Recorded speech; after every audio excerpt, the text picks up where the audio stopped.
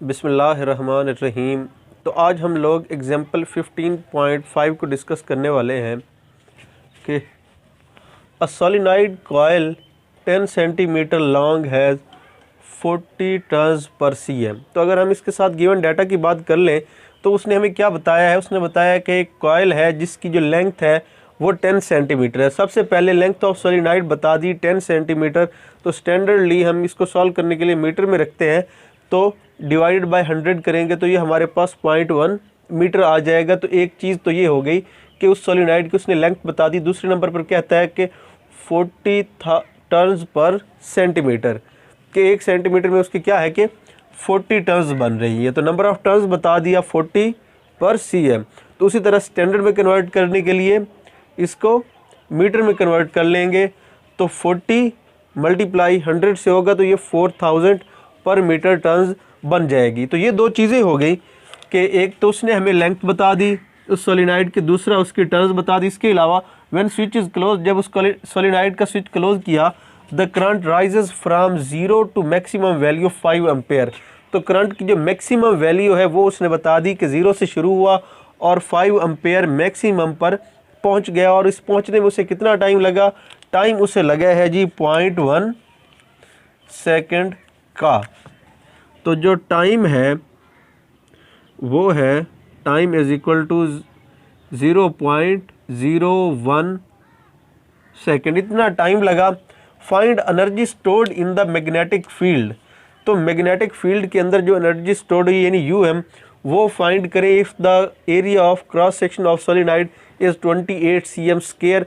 और लास्ट में उसने बताया कि उसका जो क्रॉस सेक्शनल एरिया है वो 28 cm स्क्वायर है। तो उसी तरह इसको भी मीटर स्क्वायर में कन्वर्ट कर लिया।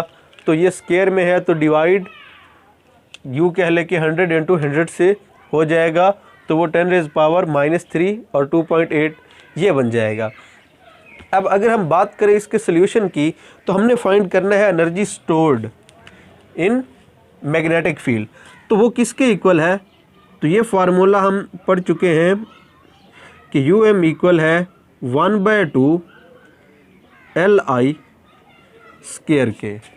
तो अब अगर हम यहाँ पर देखें तो I की तो वैल्यू हमें मालूम है 5 एम्पेयर, यहाँ पर L की वैल्यू अननोन है। तो अब इसके लिए रिलेशन एक और हमने पढ़ा था कि L is equal to mu naught NLA।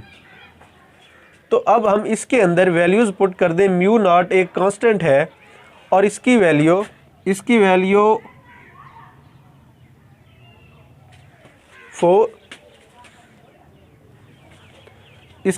4 pi into 10⁻⁻7 weber per ampere per metre है। म्यू नॉट और इसके साथ n मल्टीप्लाई हो रहा है वो क्या है? 4000 पर मीटर। तो साथ जो मल्टीप्लाई हो रहा है वो है 4000, तो ये है पर मीटर में। और तीसरी चीज़ इसके साथ लेंथ मल्टीप्लाई हो रही है यानी 0.1 मीटर।